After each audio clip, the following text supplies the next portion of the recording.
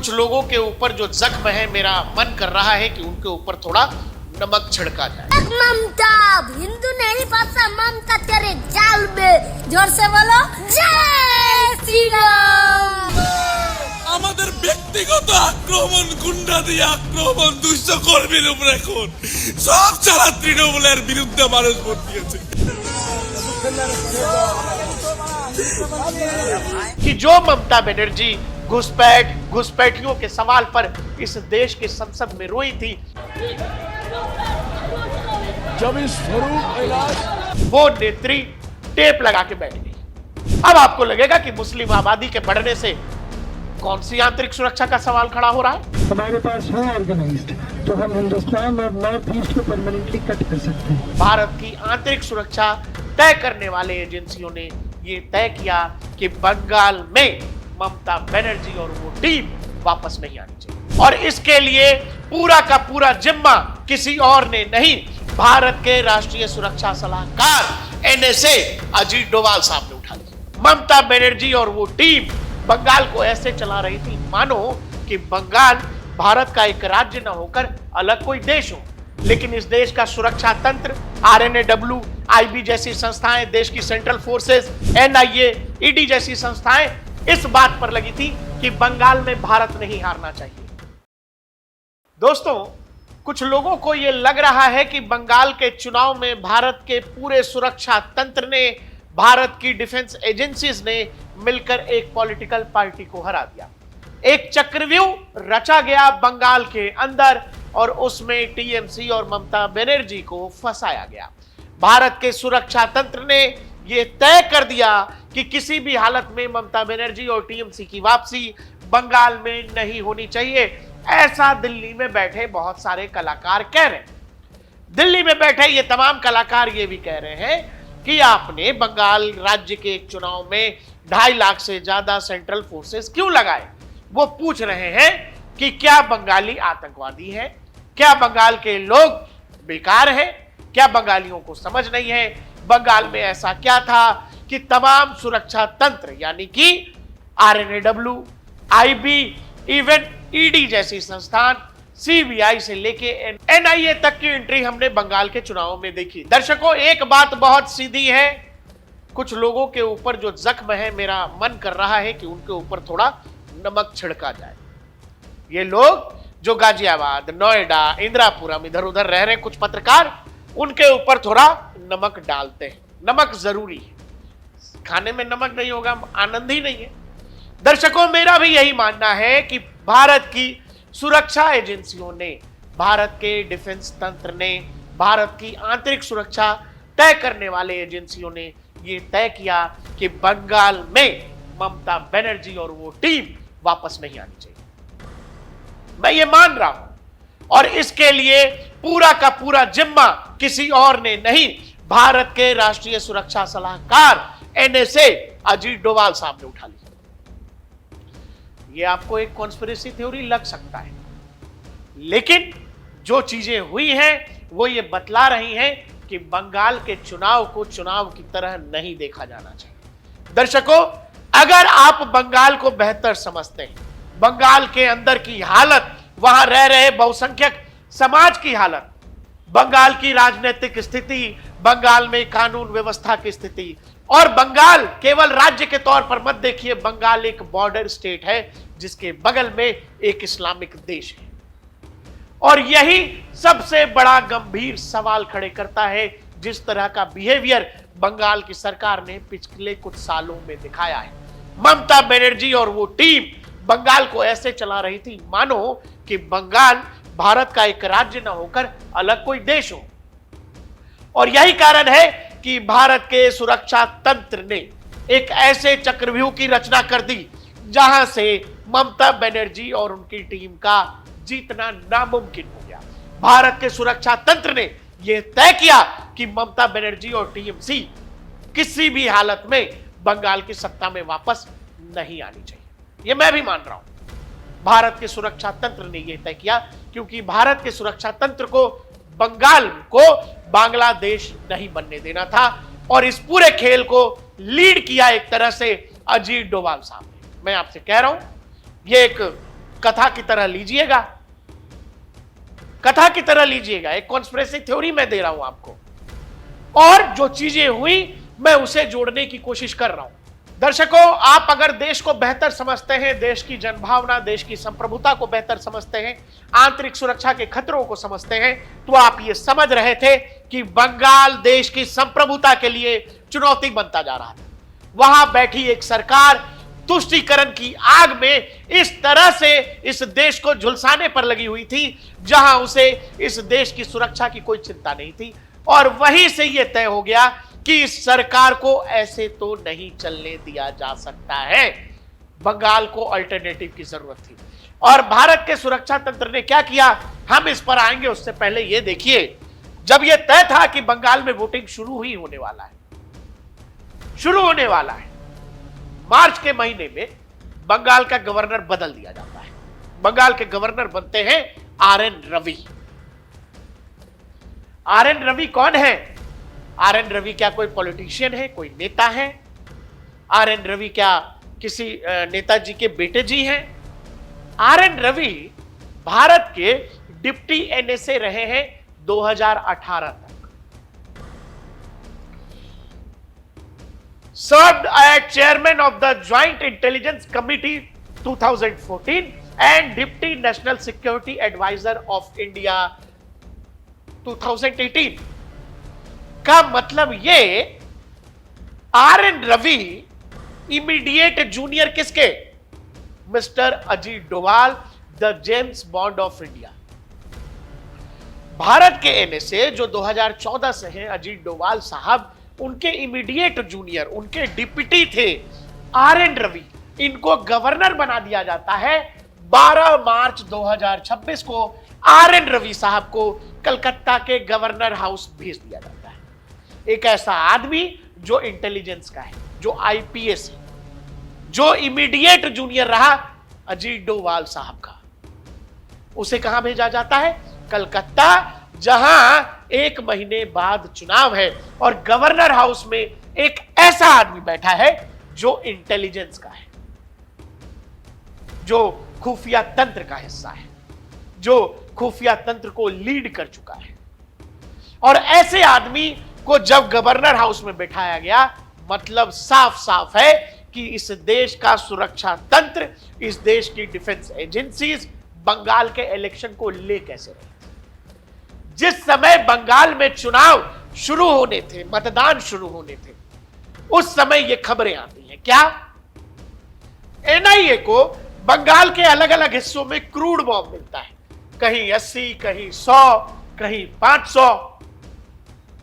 बंगाल के अलग अलग हिस्सों में एनआईए अलग अलग रेड डालती है। एनआईए की एंट्री वहां होती है जहां मामला आतंकी गतिविधि से संदेहास्पद होता है, जहां संदेह इस बात का होता है कि शायद उस जगह आतंकी गतिविधि की जा रही है।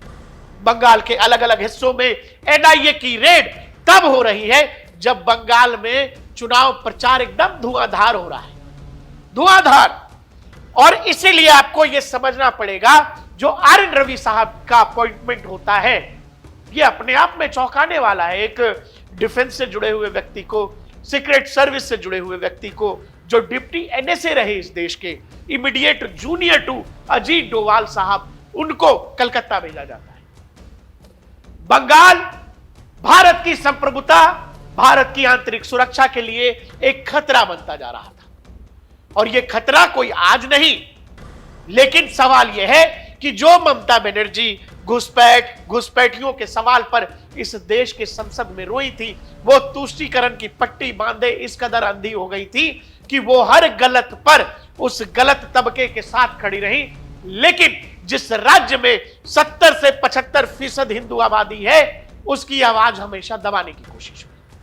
बंगाल किस कदर हमारे लिए, भारत की आंतरिक सुरक्षा के लिए चुनौती बनता जा रहा था, आप जब ये देखेंगे तो आपको ये समझ में आ जाएगा। बंगाल जो हिस्सा बांग्लादेश से जुड़ा हुआ है, वो जिले जो बांग्लादेश से सटे हुए हैं, मसलन मुर्शिदाबाद, मालदा, उत्तरी दिनाजपुर, बीरभूम, साउथ परगना, नादिया, हावड़ा, ये वो जिले हैं जहां डेमोग्राफिकल चेंज जो है 30 से 70% तक हुआ। मतलब मुस्लिम आबादी 30 से 70% तक बढ़ती चली गई। अब आपको लगेगा कि मुस्लिम आबादी के बढ़ने से कौन सी आंतरिक सुरक्षा का सवाल खड़ा हो रहा है। तो मुझे लगता है कि इससे पहले कि हम वीडियो में आगे बढ़े, महान ज्ञाता, महान क्रांतिकारी शरजील इमाम को आपको सुनना चाहिए। मसला बस इतना सा है, ये मैं पहले भी शायद अर्ज कर चुका हूँ, 5 लाख लोग हमारे पास हों ऑर्गेनाइज्ड, तो हम हिंदुस्तान और नॉर्थ ईस्ट को परमानेंटली कट कर सकते हैं। दर्शकों, जब भारत में बढ़ रहे इस डेमोग्राफिकल चेंज जो वेस्ट बंगाल के उन जिलों में हो रहा था जो बांग्लादेश से सटे हुए हैं, उनकी बात जब हम कर रहे हैं, एक शरजील इमाम नाम का लड़का जिसने यह बताया कि वो किस तरह से नॉर्थ ईस्ट को अलग कर सकता है। हमने बांग्लादेश में यूनिस सरकार के दौरान यह देखा कि यूनिस सरकार ग्रेटर बांग्लादेश की बात कर रही है, और जिस समय वो ग्रेटर बांग्लादेश की बात की जा रही है, उस समय वेस्ट बंगाल में बैठी हिंदू मेजॉरिटी वाली सरकार बिल्कुल सन्नाटे में है। वह राज्य सरकार की तरफ से कुछ बोला ही नहीं जा रहा है। और इसी बीच आपको यह ध्यान रखना पड़ेगा कि बाकायदा बांग्लादेश की तरफ से चीन को आमंत्रित किया जाता है। लाल मुनीर हाट नाम की एक जगह है जो भारत के चिकन नेक के पास है। आइए वहां एयरबेस बनाइए। और यह सारी बकलोली चीन में चल रही थी, चीन को आमंत्रित कर रहा था बांग्लादेश, और उसी दौरान मुर्शिदाबाद और मालदा जैसे जिलों में कई हिंसा की घटनाएं भी हो रही थी। ये सारी चीजें एक दूसरे से जुड़ी हुई थी। फिर लगातार भारत के चिकन नेक को लेकर तरह तरह के सवाल बांग्लादेश की तरफ से उठाए जा रहे थे। अगर आप यूनिस गवर्नमेंट को याद करें, वहां के जिहादी तत्व क्या कह रहे थे, वहां के जमाती क्या कह रहे थे? वो कह रहे थे कि भारत का नॉर्थ ईस्ट हमारा है। यह सब चल रहा था। और हमारे यहां बंगाल में वो जिले जो बांग्लादेश से सटे हुए हैं, वहां पर क्या हो रहा था? वहां आंदोलन के नाम पर हिंसा हो रही थी। यह सब हो रहा था। और उसी के बीच फिर आपको याद आएगा SIR। जब सरकार ने, देश के इलेक्शन कमीशन ने तय किया कि हम SIR करेंगे, किस कदर बंगाल में बेचैनी हुई। वो पॉलिटिकल पार्टी जिसके मुंह से किसी जमाने में, जिसकी नेत्री देश की संसद में रोई थी कि भारत में घुसपैठियों की समस्या है, बंगाल में बांग्लादेशी घुसपैठियों की समस्या है, वो नेत्री टेप लगा के बैठ गई। और उस नेत्री ने यह कहा कि घुसपैठियों जैसी कोई समस्या है ही नहीं, आप बंगालियों को बदनाम कर रहे हैं। बड़ी अजीब बात है कि भारत शायद दुनिया का इकलौता ऐसा देश है जहां के पॉलिटिकल सिस्टम में बैठे लोग दूसरे देशों से आए लोगों को किसी भी हाल में वैलिडेट कर देना चाहते हैं, उनको जायज बता देना चाहते हैं, क्योंकि वो अब उनका वोट बैंक हो गया है। एक जमाने में यही रो रही थी, 2016 या 18 में, बहुत याद नहीं है, लेकिन केंद्र सरकार की तरफ से राज्यसभा में रिज्जू साहब ने बताया था कि देश में 2 करोड़ से ज्यादा बांग्लादेशी हैं। तो जो बांग्लादेशी है वो हमारा नहीं है भाई। SIR क्या था? SIR ये था कि प्यूरिफिकेशन ऑफ वोटर लिस्ट, जो मतदाता सूची है उसका शुद्धिकरण, जो मृत वोटर है, जो विस्थापित हो गया, जो दूसरे देशों का है, हम उसको अपने मतदाता सूची में क्यों रखें? सवाल यह है कि इस तरह की तमाम पॉलिटिकल पार्टियां इस बात पर चुप थी, लेकिन वो ये कह रही थी कि आप बंगाली अस्मिता के साथ छेड़छाड़ करते हैं। इस SIR वाली बात को ध्यान से रखिएगा। उससे पहले कुछ विकीलीक्स का नाम आपने सुना होगा। एक दौर में CIA के बहुत सारे सीक्रेट डॉक्यूमेंट जो है लीक हुए, सीक्रेट डॉक्यूमेंट्स लीक हुए। उसी दौरान का एक और लीक है जो मुझे लगता है कि आपको पढ़ाना चाहिए, सोशल मीडिया पर भी बहुत वायरल है, पब्लिक डोमेन में। इसकी कुछ 4 लाइनें हैं, मुझे लगता है वो मुझे आपको पढ़कर सुनाना चाहिए। Post recommends USG official continue to cultivate Banerjee, who has not yet visited the United States, in her current capacity as a railway minister and the likely next chief minister of West Bengal. यह CIA का leak है। जिस समय waste Bengal में वामपंथियों की सरकार थी, CIA बतौर, ये जो वायरल है, ये जो डॉक्यूमेंट है, उसके आधार पर यह कहा गया कि सीआईए रिपोर्ट कर रही है अपने ऑफिस में कि जो वेस्ट बंगाल की मौजूदा गवर्नमेंट है, जो वामपंथी सरकार है, उसके जाने के बाद संभवतः ममता बनर्जी वेस्ट बंगाल की सीएम बनेंगी, जो उस समय रेलवे मिनिस्टर थी। और वो कह रहे हैं continue to cultivate Banerjee. Cultivate का मतलब यह होता है कि पुश करना, किसी को किसी काम या पद तक जाने के लिए पुश करना, मदद करना, उसके लिए माहौल तैयार करना। क्योंकि CIA they thought in West Bengal वामपंथी अब उनके काम के नहीं है। यह लीक है। उसके बाद जब ये नीचे वाला आप एक सोशल मीडिया पोस्ट पढ़ोगे जिसमें कहा गया कि सीआईए देखिए एक बहुत तरीका है सीआईए के काम करने का। सीआईए जिस भी किसी देश में ऑपरेशन चलाती है या अपने लोगों को रखती है, वहां वो हमेशा एक कट्टरपंथी ग्रुप को पुचकारती रहती है, मेरा बाबू मेरा सोना, मेरा बाबू मेरा सोना, ये करती रहती है। वही काम वो बांग्लादेश के अंदर कर रहे थे। जब शेख हसीना की गवर्नमेंट थी, उनको सेंट मार्टिन आइलैंड चाहिए था, शेख हसीना ने मना कर दिया और शेख हसीना बांग्लादेश के अंदर जो जिहादी मानसिकता के लोग थे, जो जमात के लोग थे, जो कट्टरपंथी थे, उन पर हंटर चला रही थी शेख हसीना। हंटर, बकायदा जमात और उनके संगठनों को बैन किया जा रहा था। लेकिन उनके पीछे चूंकि सीआईए था, सीआईए को उस समय एक ऐसी जगह की तलाश थी जहां जमात के जिहादी, कट्टरपंथी सोच रखने वाले बांग्लादेशी, उनको एक सेफ हेवन मिल सके। क्योंकि कल को उनका इस्तेमाल उनको शेख हसीना के खिलाफ करना था जब शेख हसीना कमजोर हो जाएगी। उसके लिए कौन सी जगह है? आप सोचिए, उन जमातियों को, उन जिहादियों को बांग्लादेश के से मालदा, मुर्शिदाबाद, उत्तरी दिनाजपुर, बीरभूम, साउथ 24 परगना जैसे जिलों में इन्फिल्ट्रेट कराया गया। इन्फिल्ट्रेट कराया गया। ये एक दिन की कहानी नहीं है, ये पिछले 15-20 साल में यही हो रहा है। और जब शेख हसीना कमजोर हुई और वहां जो जिहादी और उत्पाती आंदोलन हुआ, उसमें जमात के पीछे सीआईए खड़ा था, शेख हसीना को देश छोड़ना पड़ा। अब जब ये कहानी मैंने आपको यहां तक सुना ही दी है, तो फिर आगे आप ये बताइए, तहरीके तालिबान पाकिस्तान, तालिबान तो काबुल में बैठा है, सत्ता में बैठा है, लेकिन यह तालिबान पाकिस्तान वाला कौन सा तालिबान है? जिस समय अमेरिका अफगानिस्तान में घुसा ओसामा बिन लादेन की खोज में, उस समय तालिबान जैसे संगठनों के आतंकवादी पाकिस्तान में शरण लेने आए। और जिस समय अमेरिका वापस गया तो बहुत सारे लोग वापस गए, कुछ ही यहीं रह गए। ठीक यही हाल बंगाल के साथ हुआ है। और बंगाल जिस रूप में हमारे आपके आंखों के सामने है, जिस हिंसात्मक, घनघोर हिंसा, जिहादी मानसिकता, जहां महिलाओं के साथ बलात्कार जैसी चीजें, जिसमें कहा गया कि वो किसी की भी हत्या कर देते हैं। 2021 का विधानसभा चुनाव होता है। उस विधानसभा चुनाव के तुरंत बाद जो रिपोर्ट है 17 लोगों की है, 17 लोगों की हत्याएं हो गई। आप अगर बांग्लादेश का तौर तरीका आपने देखा होगा पिछले 1-1.5 साल में, जो शेख हसीना के समय क्या हुआ, शेख हसीना के घर में घुसे लोग, शेख हसीना के अंग वस्त्र तक लोगों ने लहराए। यही तौर तरीका है इस्लामिस्ट का। जो कट्टर इस्लामिक है उनका यही तरीका है।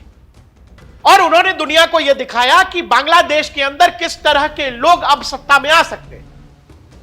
शेख हसीना को देश छोड़ना पड़ा। लेकिन बांग्लादेश मत जाइए, पिछले 5-7 साल में वेस्ट बंगाल का कौन सा मूड आपने देखा है?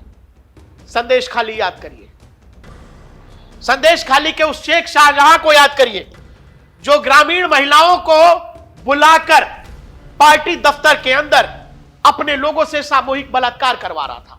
लोगों की हत्याएं हो रही थी, घर घर जाकर लोगों को डराया जा रहा था। वो चाहे पंचायत के चुनाव हो, वो चाहे विधानसभा का चुनाव हो, वो चाहे लोकसभा का चुनाव हो। यह तरीका ममता बनर्जी का नहीं था। लेकिन संभवतः ममता बनर्जी जिन जिहादी तत्वों के या कह लीजिए डीप स्टेट के दबाव में थी, वो इतने पावरफुल लोग थे कि ममता बनर्जी, आप समझिए ना कि 25 या 30% आबादी है मुसलमानों की बंगाल में, वो 70% हिंदुओं को छोड़कर 30% मुसलमानों की गलती के साथ भी खड़ी रही। आसनसोल में एक मंदिर है, वो मंदिर पिछले 30 साल से बंद था। कोर्ट का आदेश आ गया कि मंदिर खुलना चाहिए। वामपंथियों की सरकार में भी वो मंदिर बंद था, ममता बनर्जी की सरकार में भी वो मंदिर बंद रहा। अब जब वहां बीजेपी जीती है तो वो मंदिर जाकर के अब खुला है, और उस कॉन्स्टिट्यूएंसी में 21% मुसलमानों की आबादी है, बावजूद वो मंदिर नहीं खुल रहा था। लोगों ने कहा कि मंदिर खुलेगा तो खून की नदियां बहेंगी। बेसिकली बंगाल को बांग्लादेश के जिहादी तत्व, जमाती तत्व कंट्रोल करने लगे थे। उनकी संख्या वेस्ट बंगाल के अंदर इतनी ज्यादा हो गई थी, और चूंकि राज्य सरकार उनको एक तरह का कवर दे रही थी, वो तमाम गुंडे, क्रिमिनल, वो सब के सब वही थे। शेख शाहजहां जैसे लोग या फिर ये जहांगीर खान जैसे लोग, इनको इतनी ताकत कहां से मिलती है? इनके पास ऐसे हथियार कहां से आ रहे हैं? और इसीलिए आपको यह समझना पड़ेगा कि भारत के लिए, भारत की सुरक्षा एजेंसियों के लिए, हो सकता है बीजेपी और टीएमसी के लिए यह एक राजनीतिक चुनाव था, लेकिन भारत के सुरक्षा तंत्र के लिए वेस्ट बंगाल का बचाना बेहद जरूरी था। बंगाल नहीं बचता, बहुत सारी समस्याएं इस देश के साथ खड़ी होती। आप समझो, जानबूझकर एक राज्य का डेमोग्राफी बदला जा रहा है तेजी से, तेजी से। और फिर इसी देश में बैठे लोग, शर्जील इमाम बांग्लादेश का थोड़ी है। यूनिस ने बाद में कहा कि वो चिकन नेक काट सकता है, लेकिन शर्जील इमाम तो सालों पहले बोलकर जा चुका है कि भारत के नॉर्थ ईस्ट को काटा जा सकता है। कैसे कहा? क्योंकि उसको यह आइडिया था कि इस वाले इलाके में डेमोग्राफिकल चेंज बेहद तेजी से हो रहा है और भारत के चिकन नेक के आसपास मुस्लिम आबादी तेजी से बढ़ रही है। और फिर भारत की सुरक्षा एजेंसियों ने यह तय किया कि भाई ऐसे तो चलेगा नहीं। जो हाल बांग्लादेश के कट्टरपंथियों ने बांग्लादेश का किया है, वो आज न कल वेस्ट बंगाल को और भी बुरी स्थिति में ले जाकर रख सकते। ये चीजें मैंने आपको बता दी। आप ये बताओ, भारत के एक राज्य का चुनाव है, लेकिन खबर छप रही है ब्लूमबर्ग में। ब्लूमबर्ग रिपोर्ट कर रहा वेस्ट बंगाल के चुनाव को, Modi set for landmark win in की ऑपोजिशन रूल्ड इंडियन स्टेट। की ऑपोजिशन, की ऑपोजिशन क्या होता है मेरे भाई? क्या टीएमसी इस देश के 20-25 राज्यों में है? क्या ममता बनर्जी की पार्टी की सरकार देश के बंगाल को छोड़कर किसी और राज्य में थी? लेकिन ब्लूमबर्ग ये लिख रहा है कि अपोजिशन पार्टी। ब्लूमबर्ग को बंगाल की चिंता हो रही है, आपको लग रहा है? यूरेशियन टाइम्स ये लिख रहा है, a tale of two Bengals as Islamic Bangladesh emerge India's key ally, Hindu West Bengal disrupt Modi foreign policy. Bharat Bangladesh के रिश्ते जिस समय ठीक होने चाहिए थे, अभी नई सरकार आ गई है, वहां बंगाल में बैठी हिंदू मेजोरिटी वाली सरकार भारत की विदेश नीति में अड़ंगा डाल रही है। ऐसा क्यों हो रहा होगा? मैंने आपसे बताया कि ममता बनर्जी एक राज्य की मुख्यमंत्री न होकर एक देश के प्रधानमंत्री की तरह व्यवहार करने लगी। वो राष्ट्रीय एजेंसियां, आंतरिक एजेंसियां, वो सीबीआई, ईडी, एनआईए के छापों में जहां मुख्यमंत्री खुद ही पहुंच जा रही है, ईडी के छापे में मुख्यमंत्री पहुंच जा रही है, सीबीआई हमारे यहां नहीं आएगी। एक बलात्कारी, अपराधी, आतंकी, संदेश खाली का ये आदमी, इसको बचाने के लिए ममता बनर्जी किस हद तक चली गई, आपको अंदाजा है? ममता बनर्जी सुप्रीम कोर्ट, पहले हाई कोर्ट फिर सुप्रीम कोर्ट तक चली गई। बाद में जब सुप्रीम कोर्ट से कहा गया कि नहीं ये सब नहीं चलेगा, तब जाके ये आदमी अंदर गया। और नहीं तो इसकी पहली पेशी जो थी कोर्ट के अंदर, देखना कैसे नवाबों की तरह गया है, पीछे पूरी पुलिस एस्कॉर्ट है इसके साथ। और ये वो आदमी है जो अपने इलाके में जिस महिला को कह देता था उस महिला को जाना पड़ता था, जिस बहन बेटी को लेकर कह देता था उसको जाना पड़ता था। ऐसे लोग बंगाल चला रहे थे। 2021 के चुनाव में एक बीजेपी कार्यकर्ता की पत्नी के साथ बीच सड़क पर सामूहिक दुष्कर्म किया गया। और बाद में उसको पेड़ों से लटका दिया गया। ये एकाध कहानी लोग आपको सुना देंगे, बता देंगे। बंगाल जाइएगा, ये जो बंगाल से तस्वीरें आ रही हैं, कहीं हावड़ा ओवरब्रिज पर बंगाल के अलग अलग हिस्सों में महिलाएं नाच रही हैं, बच्चे नाच रहे हैं, बेटियां नाच रही हैं। आपको दिल्ली में बैठकर लग रहा है कि बंगाल में बड़ा अच्छा एकदम सोनार बांग्ला चल रहा था। देश की एजेंसियों ने हरा दिया। दर्शकों, देश की एजेंसियों ने बस यह तय किया कि यह चुनाव कोई बांग्लादेश का जमाती तत्व, जिहादी तत्व, CIA, अमेरिका, चाइना और वो ताकतें जो भारत के बंगाल के चुनाव को प्रभावित करना चाह रही है, बस इसीलिए क्योंकि वो चाहती हैं भारत का जो नॉर्थ ईस्ट का हिस्सा है वो डिस्टर्ब रहे, उसको नहीं होने दिया गया।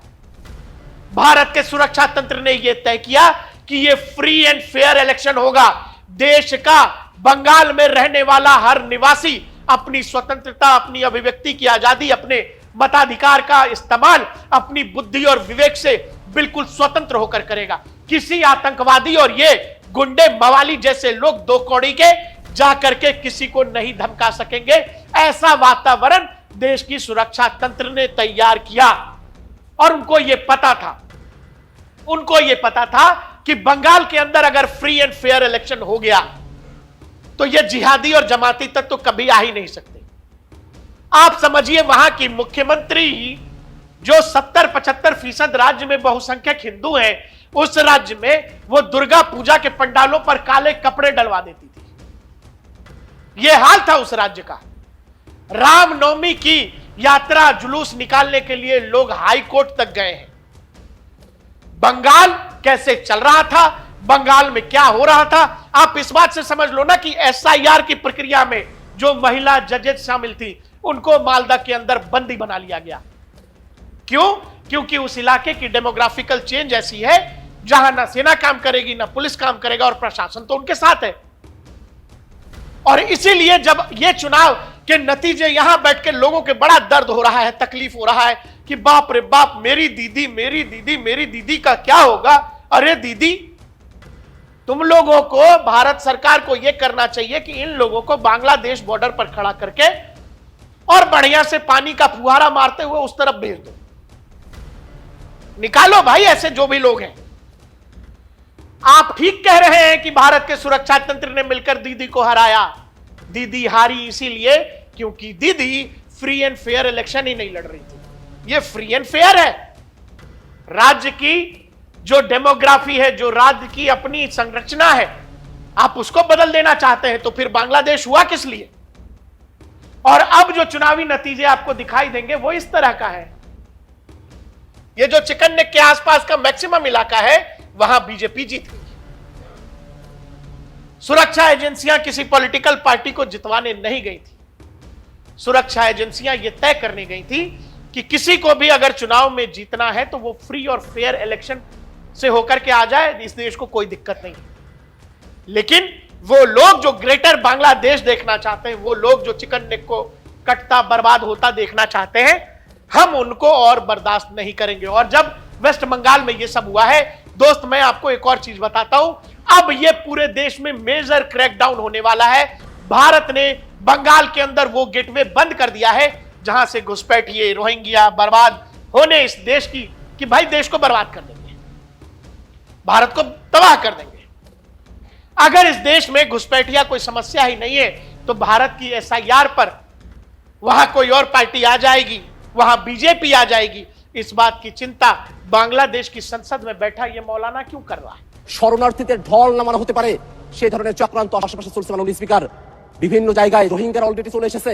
আবার আমাদের প্রতিবেশী দেশ থেকে আবার যে মুসলমানদেরকে বের করে দিয়ে আমাদের দেশে শরণার্থী হিসেবে ঢল নামানো হবে না, তার কোনো গ্যারান্টি নেই মাননীয় স্পিকার। এই কারণে আমরা এই বাংলাদেশের যারা মানুষেরা আছি আমাদেরকে একতাবদ্ধ থাকতে হবে। इस देश में बंगाल के अंदर कोई पॉलिटिकल पार्टी केवल चुनाव लड़ रही होगी, उसको जीतने या हारने से मतलब हो रहा होगा।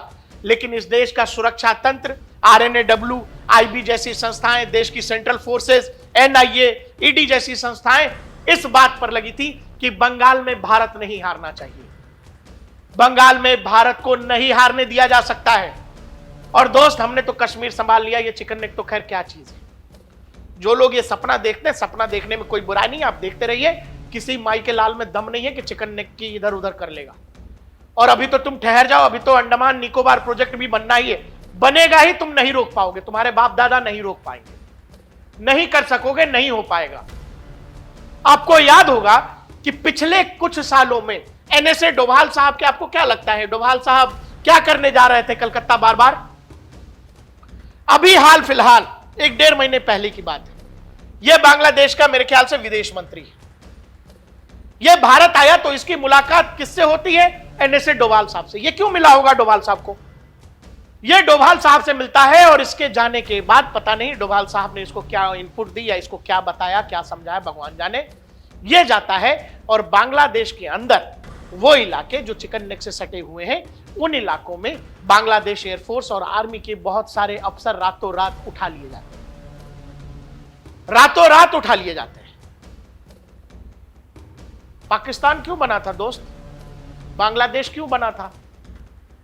और आज भी कुछ लोग ये सपना देख रहे हैं। तो ये सपना, चूंकि डेमोक्रेसी है, सब कुछ अच्छे से होना चाहिए, डेमोक्रेसी में सेना और एजेंसियों को नहीं शामिल होना चाहिए, ऐसा कब तक चलेगा? और एक और बात मैं आपसे कह ही देता हूं, मान लीजिए कि ममता बनर्जी चुनाव जीत जाती, मान लीजिए कि ममता बनर्जी मुख्यमंत्री हो जाती, बंगाल उनको फिर भी पहले जैसा नहीं मिलता। बंगाल को जैसे उन्होंने पहले ट्रीट किया कि ये अलग देश है, वैसा बंगाल ममता बनर्जी को नहीं मिलना था, कभी नहीं मिलना था, क्योंकि डोभाल डॉक्ट्रिन ने यह तय कर लिया था कि बंगाल का इलाज ऐसे या वैसे होना ही था दोस्त।